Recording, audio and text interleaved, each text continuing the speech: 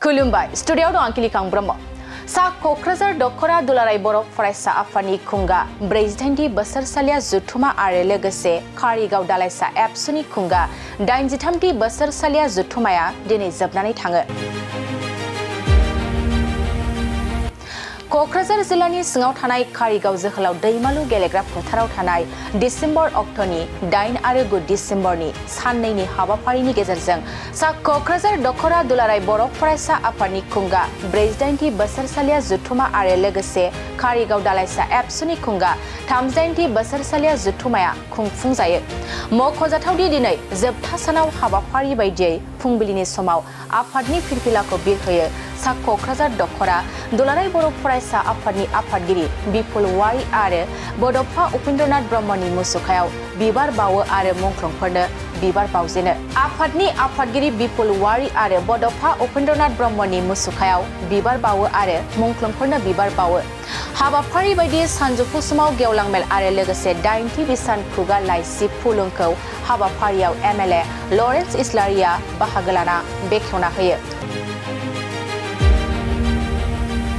बे हाबाफारियाव गाहाय आलासि महरै नुजाथियो दुलाराय बर' फरायसा आफादनि लोगो आफादगिरि खोरोमदाव वारि आरो बे हाबाफारियाव बाहागो लाबावो क'क्राझार जिल्ला एबसुनि आफादगिरि कृपेश दैमारि, क'क्राझार जिल्ला एबसुनि रांगिरि माहिम बसुमतारी, कारिगाव ओनसोलनि समाज सिबियारिफोर आरो ओनसोलनि रायजो राजाफ्रा बाहागो लादों। दिनै सा क'क्राझार दखरा दुलाराय बर' फरायसा आफाद आरो लोगोसे कारिगाव इउनिट एबसुनि बावहाय दिनै गेवलां मेल जानानै थांबाय। बिथांमोननि बोसोरसालिया जथुम्मायाव दिनै बिथांमोनहा जिहेतु बेवहाय गोदानै मोनसे दखरा आफाद दाफुंनानै लादों आरो बिथांमोनखौ आं गिबियावनो दुलाराय बर' फरायसा आफादनि जानानै गासै जोंनि दखरानि सिङाव बिथांमोना गाहामै गाहाम हाबा मावलांगोन होननानै मिजिंथिदों आरो बेजों लोगोसे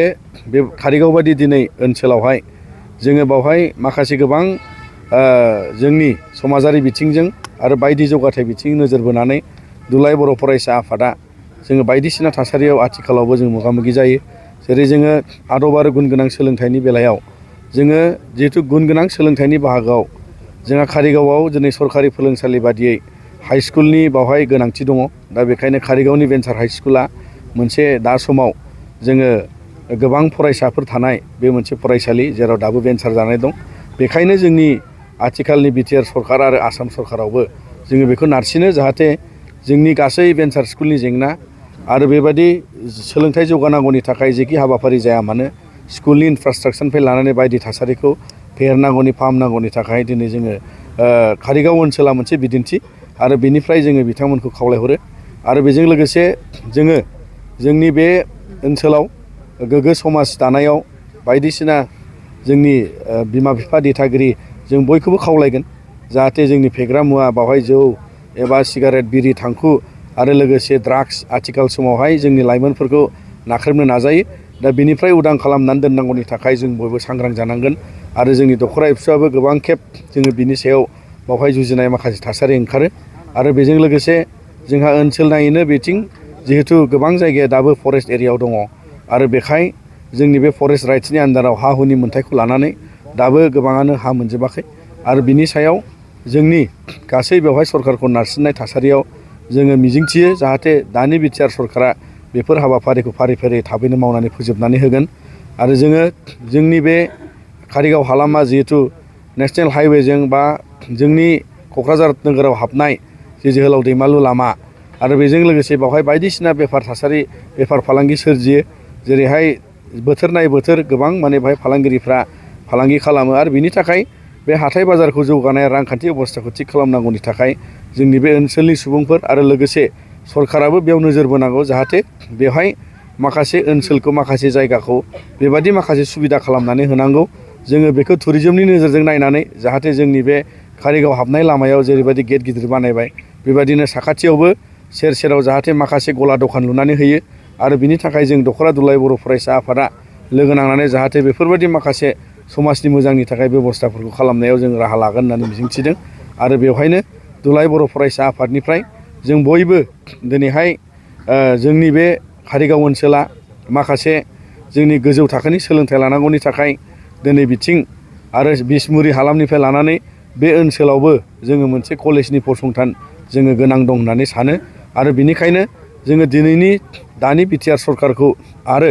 आसाम सरकाराव दिनै जाहाथे बेवहाय मालाबा जोंनि गोनांथिखौ बुजिनानै बिथांमोना थाबैनो जोंनि बे मडेल कलेज बा माबा मोनसे जोंनि हालामावहाय गायसननांगौ मानोना जोंनि फरायसाफ्रा 20 किल'मिटार 30 किल'मिटार गोजानाव थांनानै दाबो कलेज फरायहैनो गोनां जायो आरो बिनि थाखायनो बे कारिगाव ओनसोलाव जाहाथे बेबायदि गिदिर मोनसे सोलोंथाइनि फसंथान जाफुंसार जायो बिनि थाखाय जोंनि दखरा एबसुखौ लोगो नांनानै जोंनि बयबो फरायसाफ्रा बिनि आंखालखौ मोनगोन होननानै मिजिंथियो। जोङो डिसेम्बरनि 7 अक्ट'खालि भारतनि नखर मन्थ्रि बिथांखौ जोंनि बिटिआर मानगोनां चिफ बिथां प्रमद बर' आरो रायजो सभानि एमपि आरो लक सभानि एमपि जोंनि सानै एमपिजों लोगोसे जों दुलाराय बर' फरायसा आफादनि आफादगिरि आरो जों बयबो बेखौ नखर मन्थ्रि बिथांखौ लोगो हमनाय जादों मानोना बिटिआर गोरोबथाजों सोमोन्दो लाखिनानै 125th डे कनस्टिटिउसननि एमेन्डमेन्ट जानो गोनां दं जेराव जोंनि बिटिआर गोरोबथाजों लोगोसे गुबुन गुबुन सिक्सडुल काउन्सिलनि बावहाय माखासे माने एमेन्डमेन्टनि बाथ्रा दङ आरो जोंनि काउन्सिलनि थाखायबो बावहाय जोंहा मेम्बार बारायनांगौनि थाखाय बे एमेन्डमेन्टआ गोनांथार 60 मेम्बार बावहाय जानांगौ एकर्ड बायदि मोननायनि थाखाय आरो 280 जे फाइनेन्स कमिसननि बाथ्रा बे भारत संबिजितनि आर्टिकेल मथे बावहाय बिटिआरआव डाइरेक्ट फाइनेन्सनि बाथ्रा दङ आरो बेफोर गासैखौबो गोख्रैयै मावफुंनांगौनि थाखाय आरो साबजेक्ट बारायनायखौ थिसननांगौनि थाखाय बे एमेन्डमेन्टआ जोबोद गोनांथार आरो बेयो दा फेब्रुवारि दानाव फैसिगोन होननानै बिथाङा खोथा होबाय आरो बिनि थाखायनो जों बिथांनि बाथ्राखौ गनायदों आरो जोंनि दाबि मथे आरो जों बिथांमोनजों गोबां खेब सावरायबाय भारतनि नखर मन्थ्रिनि अनगायैबो बिथांमोननि जे नखर बिफाननि मानगोनां हम सेक्रेटारि बिथांमोनहाबो गोबां खेब सावरायनाय जाबाय आरो बेबादिनो जोंनि बिटिआर गोरोबथाखौ सोमोन्दो लाखिनानै जेखिनि आद्रा थानाय आरो गोबां सेन्ट्रेलनि फसंथानफोर दङ सेन्ट्रेल इउनिभारसिटि आरो बायदिसिना NIT दङ आरो बेबादिनो गोबां फसंथान जायफोरखौहाय इनफ्रास्ट्राक्चार डेभेलपमेन्टआव खालामनांगौ बेखौ गायसननांगौनि थाखाय जोङो बिथांखौ खावलायदों आरो लोगोसे जोंनि एबसुनि 57थि बोसोरसालि जथुम्मा जे जानो गोनां दतमायाव बेवहाय बिथांखौ गाहाय आलासि महरै हांख्रायनाय जादों आरो बिथाङा गाव बाहागो लागोन होननानै जोंनो खोथा हरबाय दा बिनि थाखायनो जों बिथांखौ बरायो आरो बेजों लोगोसे जोंनि गासिबो जे आद्रा थानाय जे केस विड्रलनि बाथ्रा बेफोरखौबो जोङो बिथांनि सिगाङाव आरोबाव फिन रायखांनाय जादों आरो बिथाङा बिनि सायाव गावनि नखर बिफानाव सावरायनानै राहा लागासिनो दं होननानै जोंनो फोरमायदों आरो जों बेफोर गासिबो आद्रा थानाय खामानिखौ जाफुंसारगोन होननानै मिजिंथिदों मानोना जोंनि बिटिआर गोरोबथाया दिनै 5 बोसोराव आगान होगासिनो दङ आरो बेखौ लानानै जों बर' रायजो गासिबो दुलाराय बर' फरायसा आफाद आरो बयबो बेखौ नेगासिनो आरो दिनै जोङो बे जाफुंसारनायखौ मिजिंथिनानै जोङो दुलाराय बर' फरायसा आफादनिफ्राय भारत सरकार आसाम सरकारखौ जों गोख्रैयै नारसिनगासिनो दङ। सा क'क्राझार दखरा दुलाराय बर' फरायसा आफादनि 48थि बोसोरसालि जथुम्मा बे खुंफुंजाबाय साननैनि हाबाफारिजों गिबि सान हिसाबै जोङो सेथि सानाव गथ'साफोरनि थुनलाइ बादायनाय जोङो बेखौ होदों आरो जोङो बेवहाय नैथि सान हिसाबै जोंनि आफादारि फिरफिला आवरायहोनाय मुंख्लंफोरनो मान बावनाय बड'फानि मुसुखायाव बिबार बावनाय लोगोसेयैनो बेजों जों गेवलां मेल खुंफुंदों आरो बे गेवलां मेलावनो जोंनिनो 30 नं सानजा क'क्राझार बियाबनि मानिजाथाव MLA लरेन्स इस्लारि बिथाङा बेखेवगिरि हिसाबै बाहागो लादों आरो जोंनि दखरा आफादजों दिहुनजानाय 8थि फुलुं खुगा लाइसि बेखौबो बिथाङा बेखेवनानै होलांदों आरो गाहाय आलासि महरै दुलाराय बर' फरायसा आफादनि लोगो आफादगिरि मानिजाथाव खोरोमदाव औवारि सार बिथाङा जोंनि बे गेवलां मेलाव बाहागो लादों आरो जोङो बेवहाय डेलिगेटआवहाय जोङो गोबां माने बाथ्राफोरखौ बेयाव सावरायनाय जादों आरो बेवहाय जोङो मोनसे थांखि आजावनानै लादों जेरै जिल्ला आफाद आरो मिरु आफादाहाय